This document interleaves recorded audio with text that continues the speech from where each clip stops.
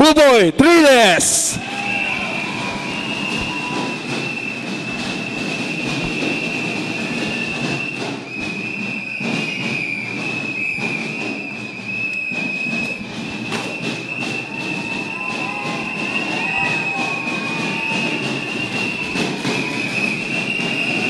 Grabe! Grabe talaga.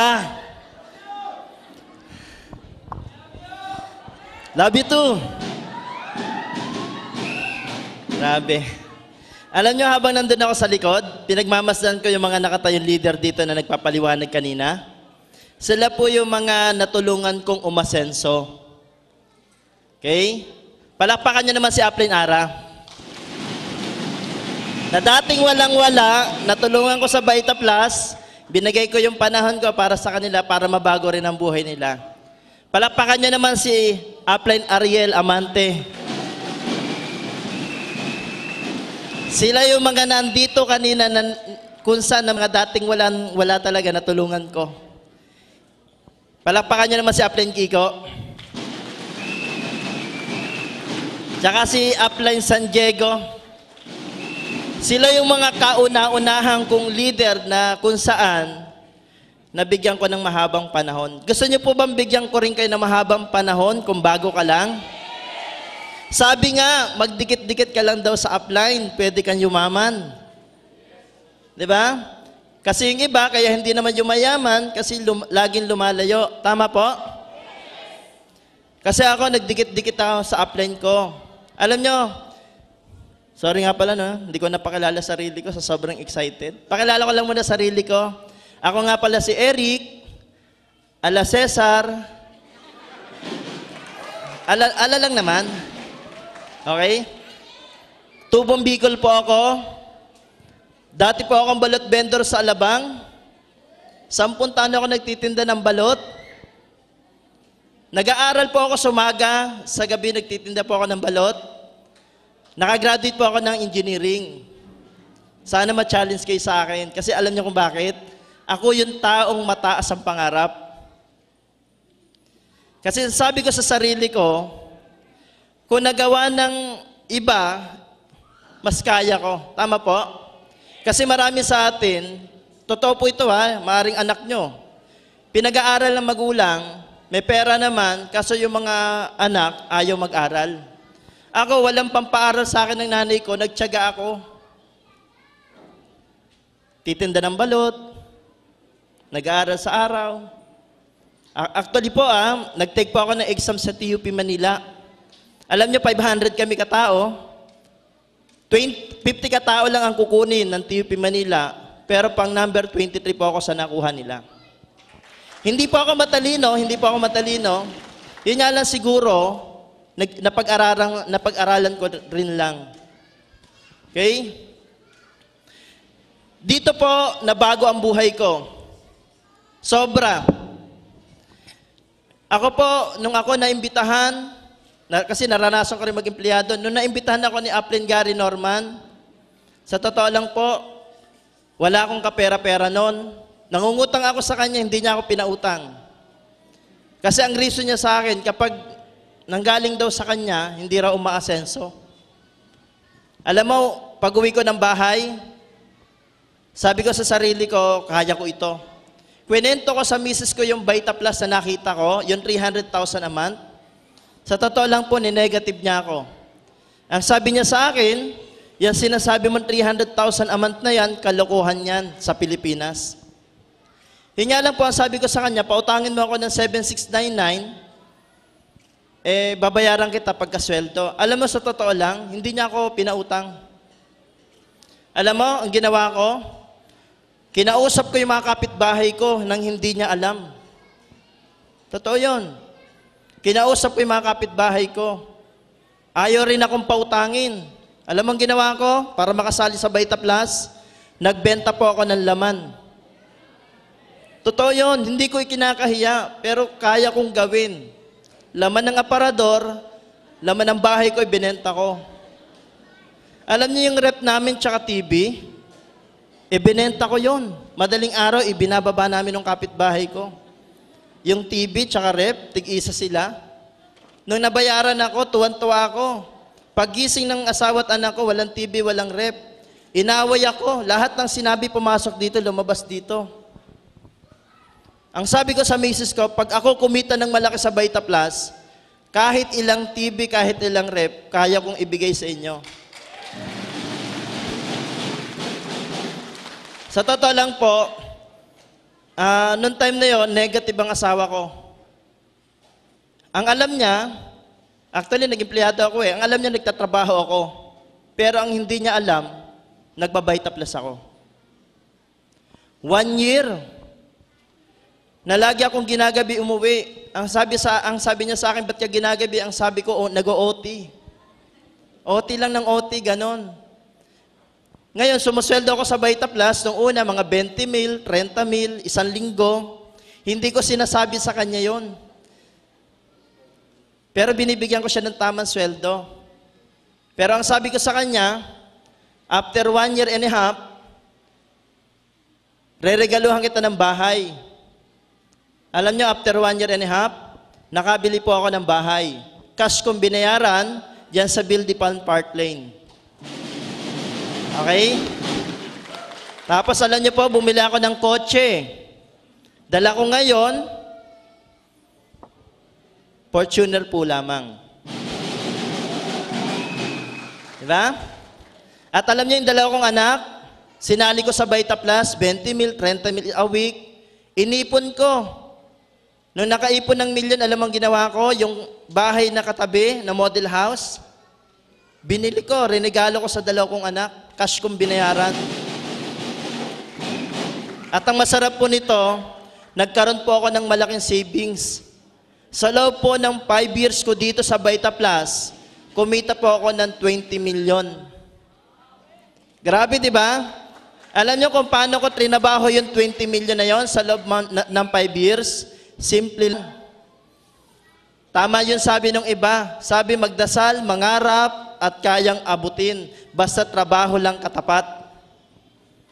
Alam niyo po ba, lumabas po sa grupo ko, si Upline San Diego, after one week, mga ganon, lumabas siya sa grupo ko. Talagang hindi ko tinigilan yung mag-asawa ako, nagpaliwanag dyan. Ang nag-invite dyan, yung pinsan nila. Pero hindi ko tinigilan sa pagpapaliwanag, na-challenge sa akin. Alam mo si Kiko, bago sumali sa akin niya, kasi si San Diego, yung grupo ni San Diego, kilala niyo ba si Perdi? Sino nakakilala kay Perdi Puyawan? Yung speaker natin sa office. Yun yung pinaka-apply ni San Diego na dealer ko sa baba. Yumaman, di ba? O, sabi nga, payamanin mo lang daw yung mga nasa baba mo para ikaw yumaman din. Yun po yun nasa kabilang side ko, sila po ang Group A. Ang Group B ko naman, andyan po si Upline Francis Aguilar, sila Ariel Amante, sila Ara, at marami pang ibang mga leader na sa weak side ko yan. Okay, aminin ko sa inyo, weak side ko sila, strong side ko yon. O, di ba? At least inamin, di ba? Kasi baka isipin nyo naman, bakit ganun? Okay? Alam niyo sa totoo lang po, dito po, sinusuportahan ko rin yung strong at weak, hindi ako namimili. Weak side, strong side, sinusuportahan ko rin po yan. Okay po? Ngayon po ang akin lang po, no, kung paano nyo makukuha ang mga leader nyo, simple lang po ang gawin mo. Kailangan magpaka-leader ka muna. Para makakuha ka raw ng mga leader sa baba, dapat ipakita mo na leader ka. Kasi marami dito nangangarap magkaroon ng leader, pero tamad. Totoo po ba yan? Marami dito na gustong kumita ng malaki, abutin yung chinecheque namin, nila Upline Gary. Yun nga lang, hindi siya nagtatrabaho. Alam niyo po ba paano namin kinita yung mga milyon na yan? Dugo, pawis, hirap, muntik maaksidente, muntik nang mamatay. Hindi na umuwi 1 buwan sa bahay. Ganon, kalupit. Kaya kung hindi mo pa nararanasan yon, hindi ka pa yayaman. Hindi ka pa kikita kasi hindi ka pa nagpapagod. Hindi ka pa nakakaranas sa matinding gutom. Diba? Yung mga kumita dito nagpaliwanag, alam niyo sa totoo lang po, sila po talaga nasubaybayan ko ang paglaki ng grupo ng mga yan. Sila po kasi, nagpagod din. Sabi ko kasi, magpagod kayo tulad ng ginagawa ko. Nagpagod din sila. Tingnan mo, pare-para kami ng resulta. Gusto niyo po ba rin kumita ng tulad ng kinikita namin? Gusto niyo malaman yon? Simple lang. Kailangan po, sa ngayong araw na ito, di ba ilang buwan pa bago mag-December? Dapat, i-declare mo na payaman ka na. I-declare nyo nga, napayaman ka. O, tingnan mo, yung iba ayaw mag-declare. Bakit? Ayaw, hindi pa talaga nila, hindi pa willing sa kanila talagang yumaman na tulad namin. Nakuha niyo pa? Alam niyo ba ako, hindi ko naman inaasahan na darating ang time, ako aawardan. Kasi isipin mo, 20 katao, pang number 13 ako. Ang dealer ng Vita Plus, 1.2 million na higit na. Pero 20 katao lang, na-awardan ng top big networker. Isa ako sa napili. Di ba? Alam nyo dati, pumapalakpak lang ako, katulad nyo. Pumapalakpak lang ako, pero alam nyo ngayon, ako na po ang pinapalakpakan. Dati, nung ako, unang taon ko dyan, palakpak ng palakpak. Dati, nung unang taon, nandun ako sa pinakadulo. Alam nyo sino nakati ng Araneta? Doon ako sa pinakadulo. Alam nyo, sumunod na taon, nung kumikita na ako, nasa baba na ako, kalagitnaan. Alam nyo, nung malaki-laki ng kinikita ko, nandun ako sa likod, sa baba na nga lang. Pero alam nyo, nung ako tumagal-tagal sa Vita Plus, nandun ako sa unahan. Ibig sabihin, by step daw ang pagyaman. Hindi yung pag naandoon ka sa taas, bigla ka kaagad pupunta dito sa harap. Wala pong ganon. Ako, bago po ako makarating sa harap, inabot po ako ng 4 na taon. Nakuha niyo po?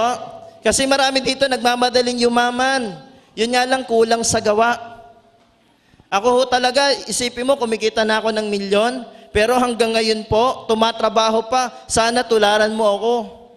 Marami dito kumikita ng milyon, kaso nga lang, yung iba, tatamad-tamad.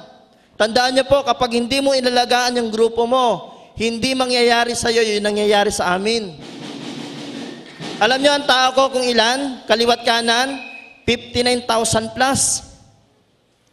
Yung 27,000 plus ni Engineer San Diego, kabilang side ko lang yon. Yung kabila nun, akin yun pa. Isipin mo. Yayaman ba ako? Hindi. Yayaman. Pero kung gusto mong yumaman, tandaan niyo po, humanap ka ng 10 leader sa kaliwa, 10 leader sa kanan na magpapaliwanag para sa'yo. Yan ang nangyari sa akin. Humanap ako ng mga leader na para magpaliwanag sa grupo ko. Pero bago ko nakuha yung 10 yan, talagang hinanap ko yan, taon din, bago ako kumita ng milyon, taon din. Hindi yung 1 buwan, 2 buwan, 3 buwan, 1 taon, yayaman agad, hindi ganon. Inabot ako dito ng 3 taon, 4 na taon, bago ako kumita ng kalahating milyon. Kasi baka iniisip ng iba, milyon-milyon ng kitaan, siguro madali lang gawin, hindi po madaling gawin. Yun nga lang, kung gusto mong kumita ng ganon, dapat trabahuhin mo. Kasi dito po, bibigyan ka ng blankong cheque. Yung blankong checking yan, ikaw ang maglalagay kung magkanong gusto mong kita. Ako, nang binigyan ako ng blankong cheque, alam mo, ang sabi ko sa sarili ko, 300,000, isosolid ko yan. Alam mo, natupad yun. Kasi alam niyo kung bakit? Trinabaho ko siya ng 100 times. Dati kasi ako na nagtatrabaho Yun nga lang, naghanap ako ng tutulong sa akin ng 100 katao na para kumita rin sila na para sila magbigay ng income sa akin. Ganun lang kasimple. Nakuha niyo pa? Sino po dito yung nahihirapan na itaas ang kamay? Taas ang kamay. Yung hirap na talaga. Yung tilang gusto ng umayaw, taas ang kamay. Naman, dami. Isa na si Abik. Abik, huwag kang sasuko. May naimbitahan ako dito, may-ari ng Petro, si Aberic Paras. Grabe, Nakita lang kami sa karwas niyan. Nakita lang yung kagandahan lalaki ko, sumama sa akin sa opisina. Kasi ang sabi niya, pare, paano ba ako magiging gwapo? Sabi ko, pare, sumama ka sa akin, gagamit tayo ng produkto ng Vita Plus, yung Phase 21. Nung sinama ko sa opisina, pinaliwanagan ko, nag-7 heads. Palakpakan niyo naman si Abik. Grabe yan, mansya ng bahay niyan. Okay? Ang akin lang, yung nakita niyo mga resulta namin dito, huwag niyo pong kainggitan. Gawin yung inspirasyon. Na kung nagawa ng isang balot vendor na dating empleyado, kung nagawa namin, mas kaya niyo po. Okay po? Hanap kayo ng masisipag tulad namin para yumamang ka rin. Okay? Palakpakan niyo po si, yung sunod na tatawagin na isa kung saan na naimbitahan ko rin. Okay? Salamat po sa time na binigay nyo. Sana po humayo kayo mamaya at magpakarami. At kapag ako nakita nyo sa opisina, huwag po kayong mahiyang lumapit sa akin at hindi po ako maramot. Okay? Pwede ako mag-share sa mga kakilala po ninyo. Malay nyo ako po makapagpa-oo. Salamat po.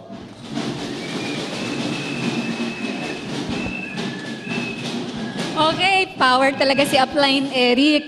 Okay, milyong-milyong palakpak kay Upline Eric.